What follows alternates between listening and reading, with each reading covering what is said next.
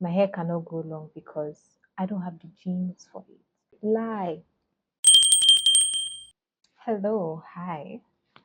So today I want to be talking about the myths and the lies that you may believe that is actually stunting your hair growth and is actually preventing your hair from growing. Let's dive into the first myth. You may have heard of this one before, but I have multiple that you may not have heard of before, but I'll add timestamps so that you'll be able to like navigate your way through each of the myths that we'll be discussing today. The first myth is that dirty hair grows. This is ingrained in black culture. This is deeply ingrained in black culture. I do not really know much about black people outside of Nigeria, but in Nigeria, there is a belief that dirty hair grows. And the reason why they believe that is just because when you leave your hair alone and you don't wash it, you're not touching it, you're not manipulating it, hence it won't break. So dirty hair grows. Honestly, there's so many people who leave their hair for a whole year in a protective style and they don't even wash their hair. It is so disgusting and so dirty and so smelling and so moldy and ew. But some people believe that dirty hair grows, and that is a big, big lie. The only reason why you think dirty hair grows is because you're leaving it alone. And when you now take out the protective style or something, you will think that, oh, look at so much new growth. Yeah, no. Dirty hair is dirty hair. You need to wash your scalp. If not, the kind of itchiness and how inflamed your scalp will actually be is actually really, really horrible.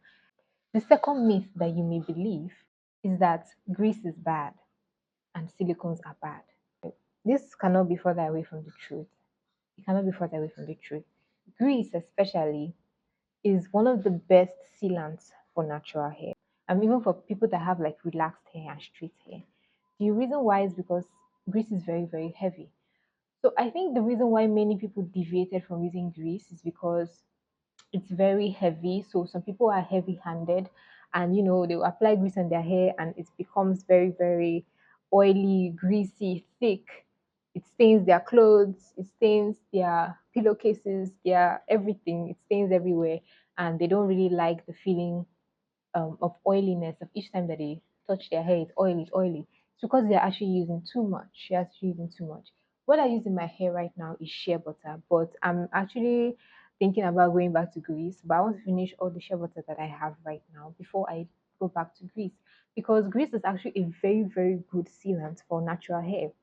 The other myth was silicones is bad. Now, silicones are actually very, very important in conditioners. The reason why they're important is because they smooth out the cuticle of your hair. So saying that silicones are bad and you avoid products that use silicones is just another thing that doesn't really make sense because your hair actually really, really needs silicones. Like, can you see how shiny my hair is?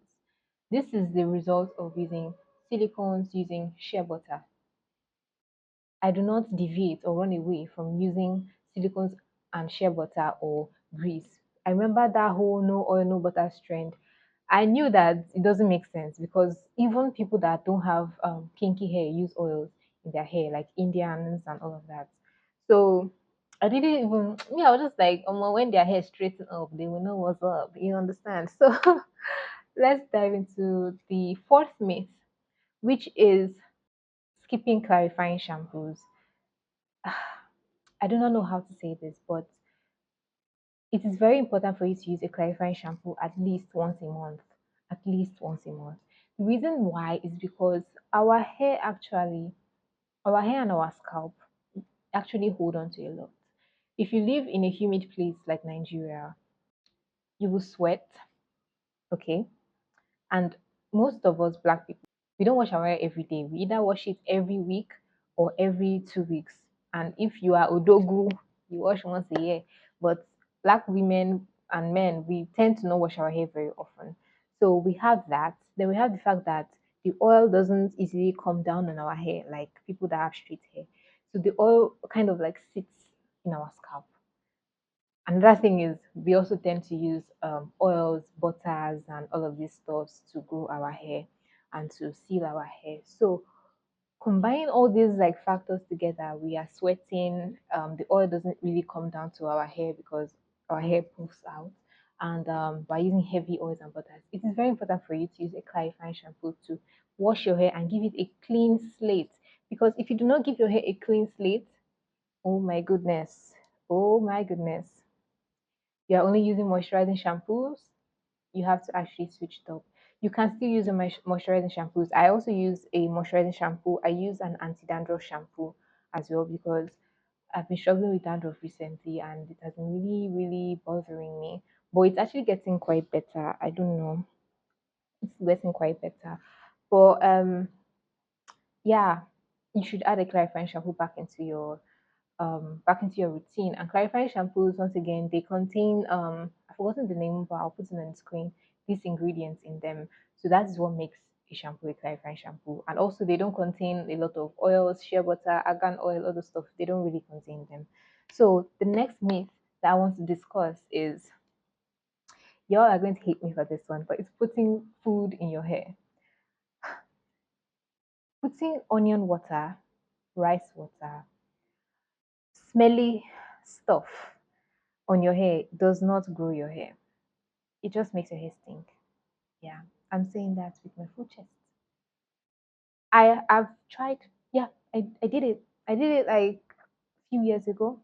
I tried the onion water. I tried the rice water. I tried, I've never really dived into like the banana, avocado, egg, and mix and whatever. I don't really want to talk about that one today. But I'm specifically coming for onion water, rice water, clove water, all of that one. The only thing that I understand that people use on their hair is flaxseed gel or okra gel because it helps with detangling. And we eat okra here in Nigeria as a soup and it's very dry. So it is a very like slippery something. Do you understand? So it can help detangle your hair, that's fine. But that onion water, rice water, and what is it, clove water, all those whatever, it doesn't work. The only thing I can say that onion water does is gives you a tingling sensation in your scalp. And because of that tingling sensation, you're like, oh, it's doing something. And it might bring blood circulation to your scalp, which might promote hair growth. But you can do the same thing by just massaging the scalp. Yeah. You don't need to waste onions, smell bad to grow long hair. I said it. So another myth. I'm looking down because this is one I still struggle with myself.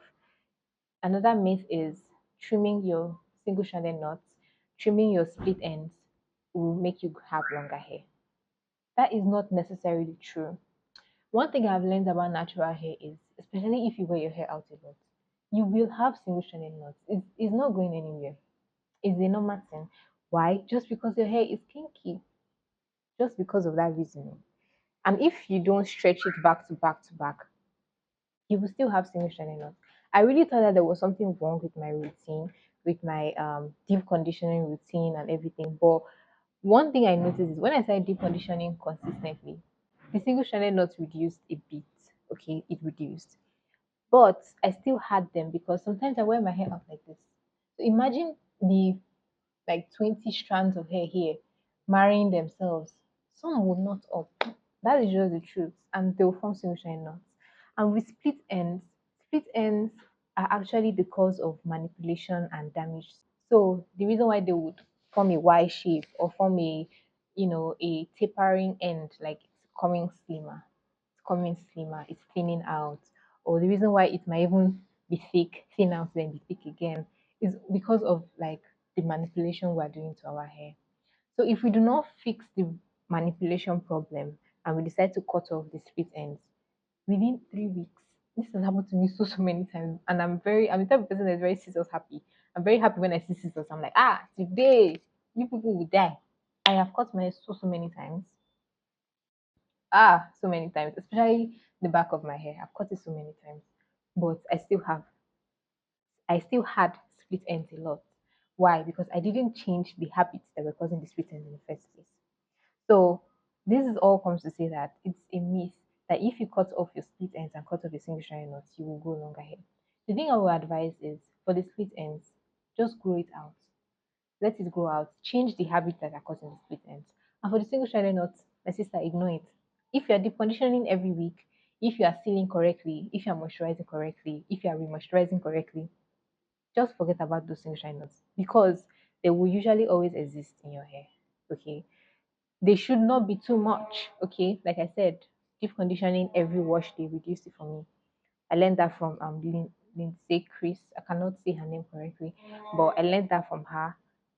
So that's it. Okay. The next myth. I've lost track of the number, please. Oiling your scalp will make your hair grow. Don't come for me, please. Don't come for me, please. But I do not believe in that. I do not believe oiling your scalp is what makes your hair grow. I believe that massaging your scalp promotes hair growth. I believe that moisturizing your whole head and scalp with the oil that already comes out of your head is actually enough.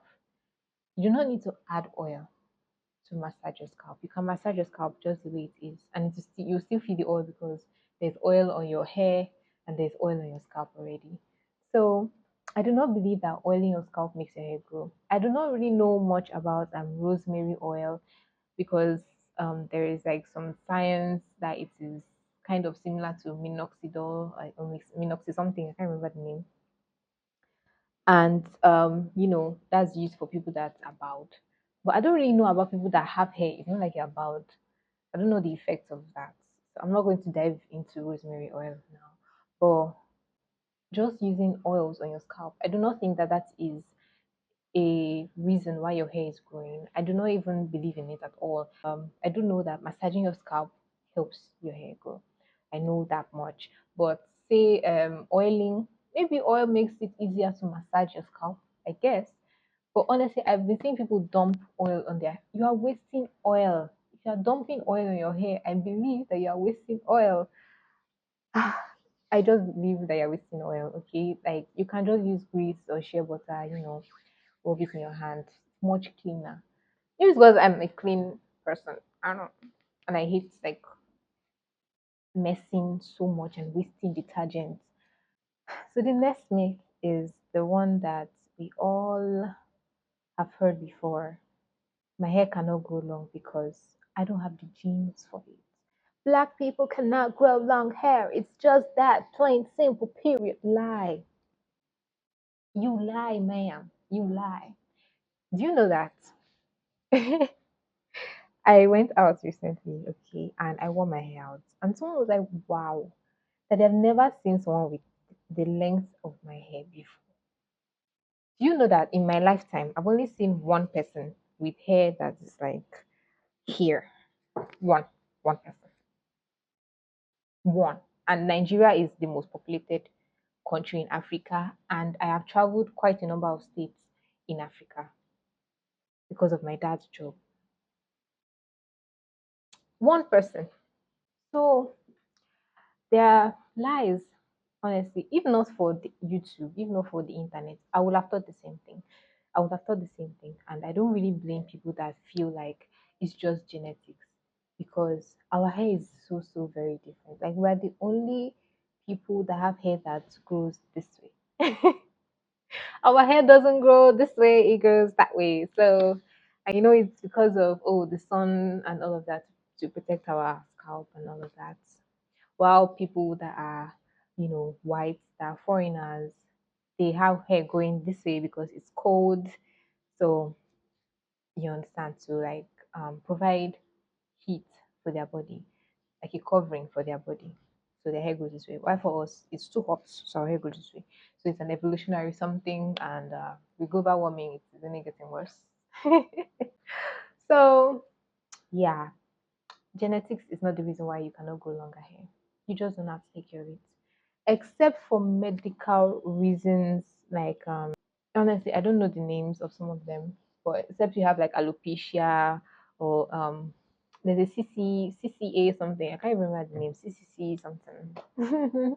Guys, except for stuff like that, I don't really think that many people cannot grow longer hair because just like our nails, our hair is always growing, though at different rates. Okay, so some people can grow 1 inch in a month. People can grow 1 inch in 2 months. And some people 1 inch in 3 months. Do you understand?